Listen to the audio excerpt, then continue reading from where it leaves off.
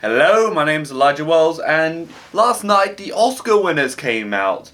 And it's full of Oppenheimer wins, it's full of Poor Things wins, and it's full of new John Cena's as well. So let's get on with it. And for Best Picture, it goes to Oppenheimer. Like, this was a really good year for Christopher Nolan and a really better night for, again, Christopher Nolan, as he's won his, not just his first and his second Oscar of the night, because he's also won Best Director. And given his career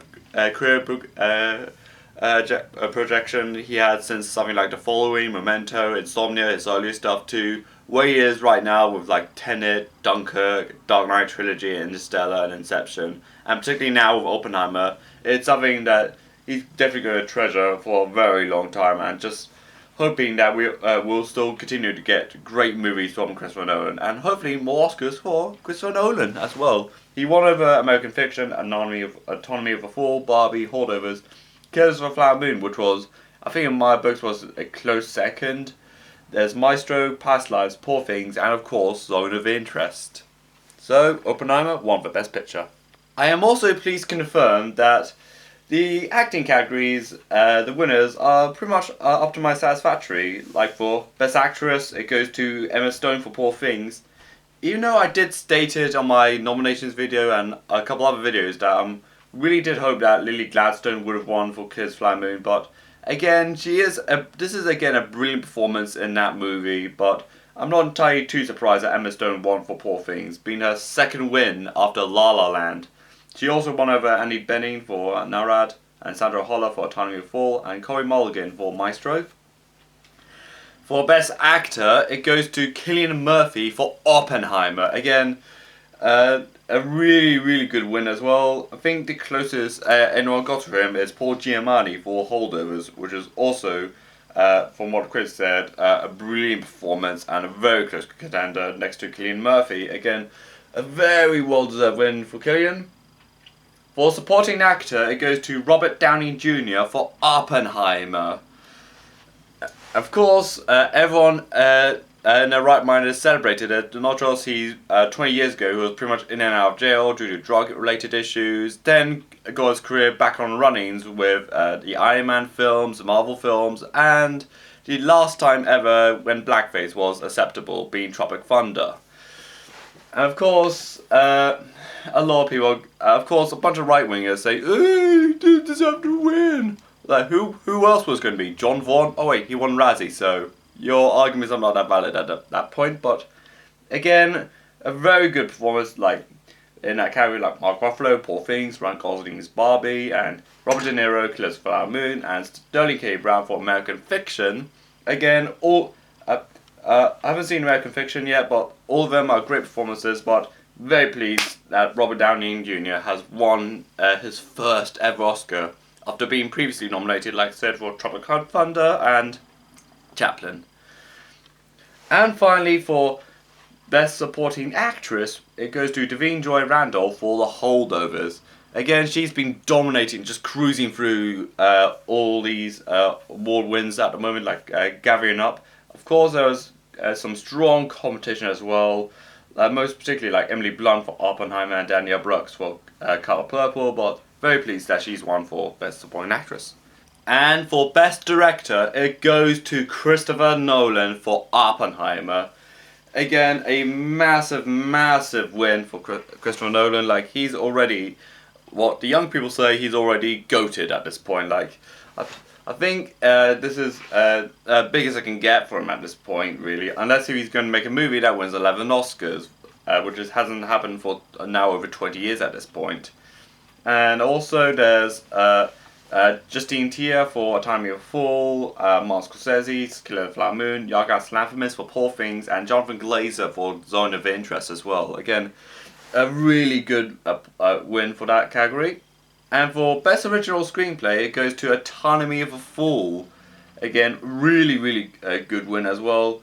Did win over Holdovers, which is also in a really strong contention for that, as well as Past Lives, despite its really minimal appearance in that awards category, but not surprised Autonomy of a Fool won for that one. And what's very surprising, for adapted screenplay, it went to American Fiction. Again, I said this once, I said it twice. I thought it was either going to be Barbie. No, no, no. I think it was going to be either Oppenheimer or Poor Things going to win. Like, either the two films, like Oppenheimer or Poor Things. Like, they're both really good, but I might check out American Fiction hopefully soon. But that is a very interesting win, in my opinion. I think the closest we have got so far to an upset this year in the Oscars, since I think this is so far according to my books, in my opinion as well. And for best foreign film or best international feature film, it goes to Zone of Interest, representing UK, even though the movie that is mostly spoken in German and Polish. This is I think out of all speeches so far, Jonathan Glazer, the film's director, probably gave the most interesting, and as well as discussing his Jewish background, as well as the ongoing situation in Israel and Gaza, and also calling out Benjamin Netanyahu during his ongoing military campaign regarding Gaza, which is basically split the internet completely down the middle. Since I don't really want to get cancelled by the internet and some of my friends, I prefer not to make any opinions about the war, since I'm not in Israel nor in Gaza at the moment, but I just hope it does end in the most peaceful way possible, and I do hope both nations, both the Israel and the Gaza state, still hopefully prosper into the future. That's what I'm trying to say. Don't cancel me. But again, a massively well-deserved win next to like Perfect Days and Society of Snow. And now we go to the animation feature. The one feature that everyone on Twitter believes the Academy is the only people on planet Earth that thinks animation is for children. In this case, for anyone that still believes that animation is just for kids, looking at you, Bob Chatnock, your homework assignment will be watching Walter Bashir, Akira, and Perfect Blue. Just as a way to say, okay, if you think animation is just for kids, watch these 3 films, and for a bonus point, watch it for your kids and see how quickly they'll be sent to social services. But anyways, the winner of animation feature is Boy and the Heron by Hayao Miyazaki. His first win for like 20 years, and his third overall win if we include the honorary Oscar he won back at 2014, I think it was. Again, this was like probably the tightest category out of the entire Oscars, in my opinion. He was up against Spider-Man Across the Spider-Verse, which has been considered one of the best animated films of the year and one of the best in living memory all the past couple of years. Again, I am very pleased that Miyazaki's won it again, and it's a 2 for 2 for anime, as the only 2 anime films to ever win the Oscar were by him, ironically. The first being one of my all-time favorite films, Spirited Away. And for best documentary feature, it goes to 20 Days in Mariupol. Again, we're back to the world of conflict again, and this time it's well over to the Black Sea, and to essentially what's happening still with the current Russian occupation of Mariupol in Ukraine.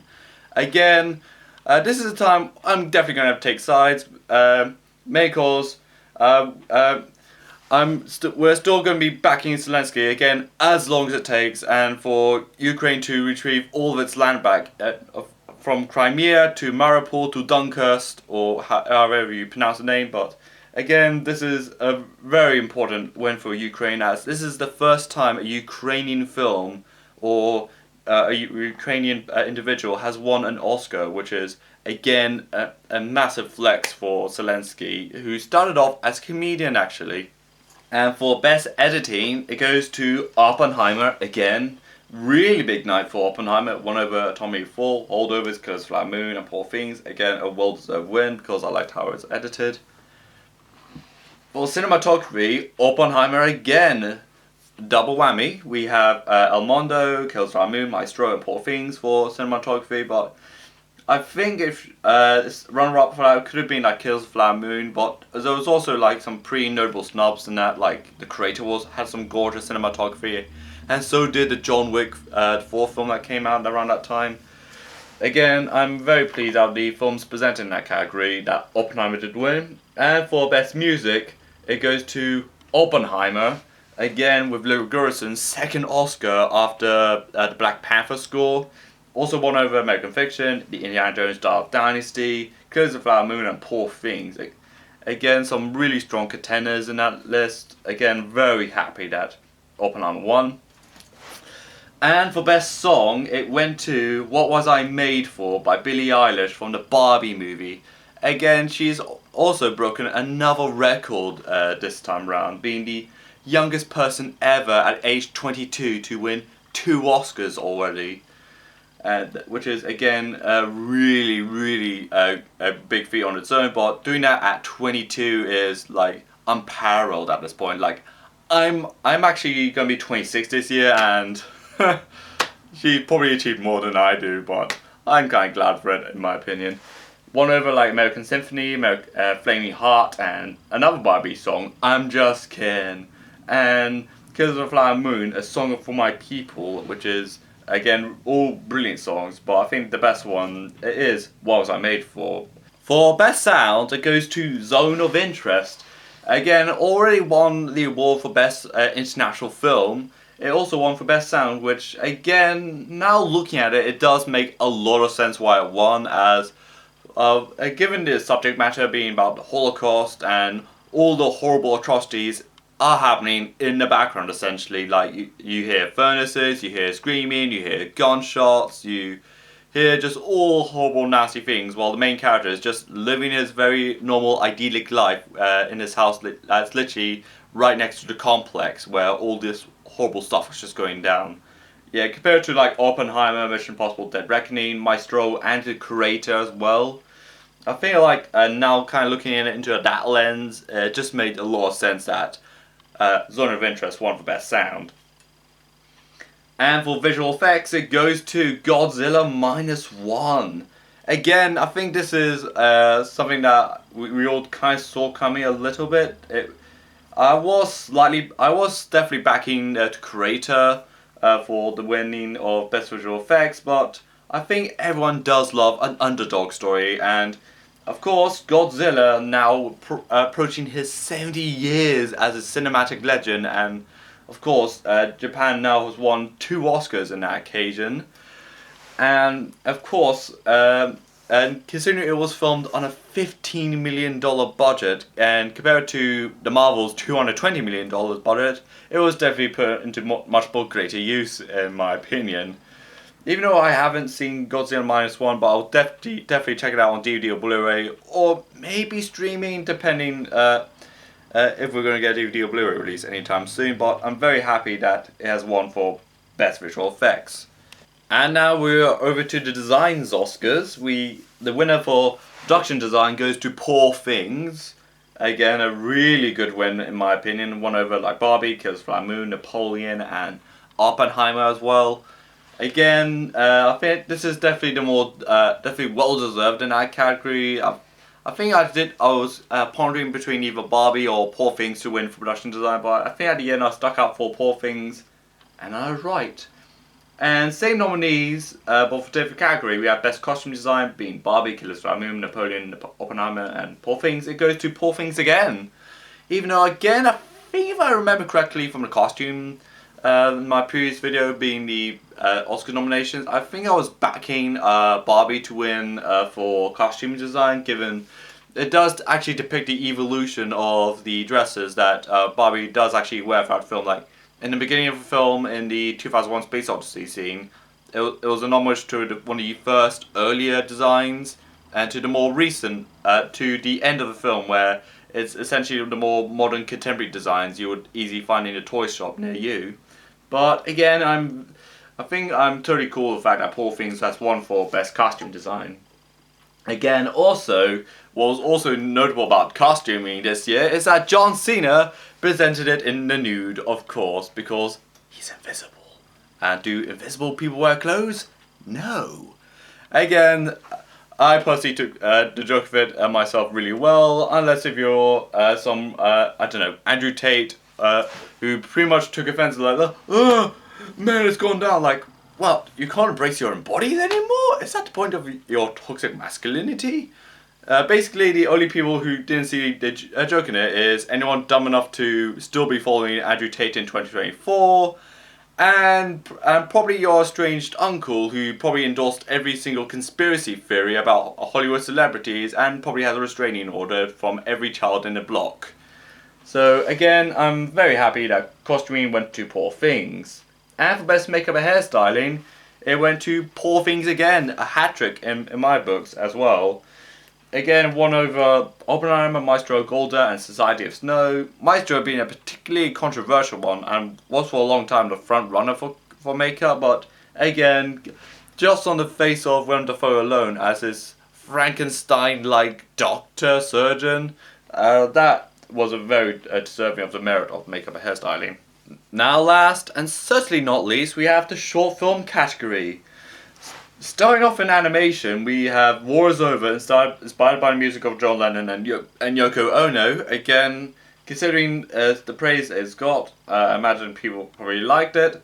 For live action short film, it goes to The Wonderful Story of Henry Sugar by Wes Anderson. Yes, you've heard this, Wes Anderson has won his first Oscar, but he wasn't present, unfortunately, given that he's currently filming in Germany, and that he's already been nominated previously for Royal Tenenbaums, Fantastic Mr. Fox, and Moonrise Kingdom, and Isle of Dogs, and most importantly, the Grand Budapest Hotel. Again, I'm very, very ecstatic. I'm very, very pleased that he's won his first Oscar, and I do hope he does continue making more and more films in the near future, hopefully with more attention from the Oscars. And for documentary short film, it goes to Last Repair Shop. Again, I'm hoping that was a really good win for everyone. So, what do you think of the Oscars this year? Let me know in the comments down below. Like this video, subscribe to my channel, follow me on Twitter and Instagram and Letterboxd, and this is Elijah Wells, and bye!